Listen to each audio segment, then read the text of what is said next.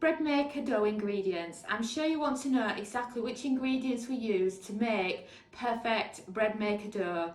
In this video, I'll be running through the ingredients we use, why our ingredients are often cheaper than other people's, and how we do avoid some of the ingredients that most people suggest you use. And then you can see the results of our bread and see what you think.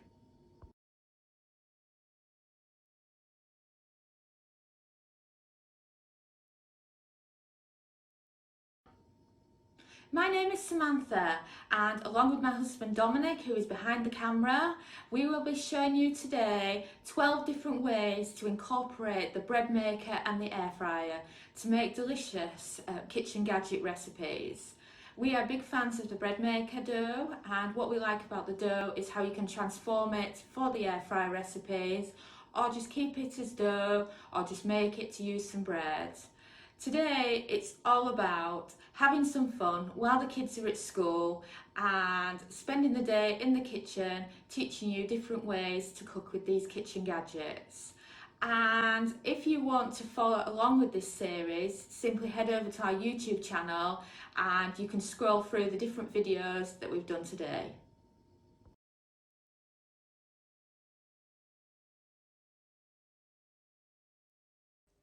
So let's talk ingredients required to make bread or make dough in your bread machine.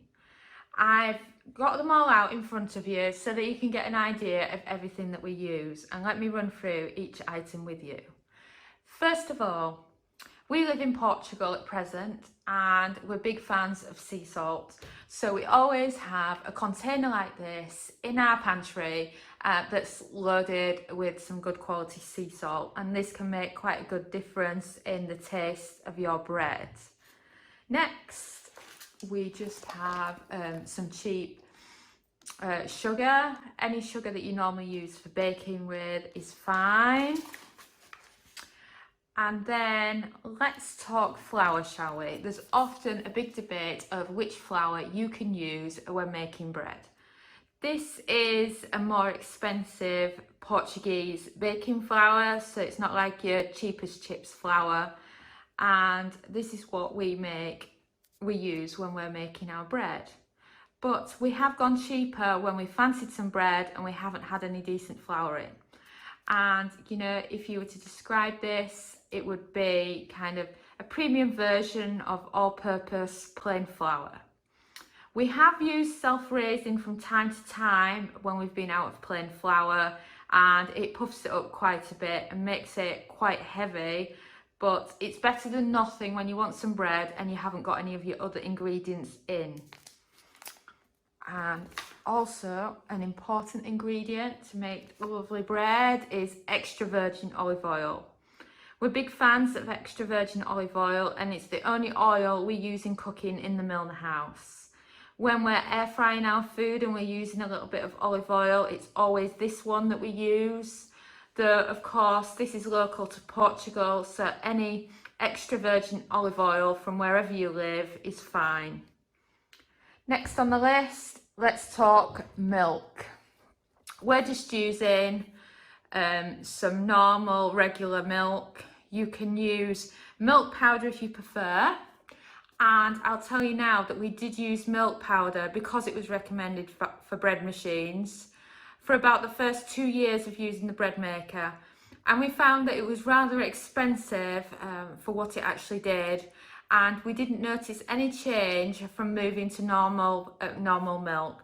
So just go with whatever milk you've got, and you know, we're not particularly fussy. Sometimes we'll have some skimmed milk in, sometimes it'll be skimmed, sometimes it'll be full fat.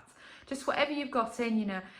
Bread's about a cheap product that you can make yourself at home, so why spend a small fortune on a more expensive milk when you can just go cheap? And then, of course, there's the other debate in regards to making bread, and that is the yeast. I think a lot of people are confused over what yeast you can use when making bread. Well, this is the ones we use. They come in these cute little boxes and you get little sachets inside like this, and you know, you read the instructions on it, and it's called Baker's Dry Yeast. You can get it anywhere, and they come in 11-gram packages, and normally with bread use about 9 grams. You know, you can measure this out on a spoon, or you can just use your scales to do so. Now, here's something interesting when it comes to making bread. Some bread makers work differently to others, and you'll find that some bread makers will have an instruction where the yeast goes in first, and you'll get others where the yeast goes in last. Our bread maker is one where it goes in last. So basically, all you're doing is measuring your ingredients in a bowl, loading them in the bread maker, and then just making sure that the last ingredient you add is the yeast. It's as simple as that. There's not, you know, probably sounds quite confusing when people say, at what point do you add your yeast in?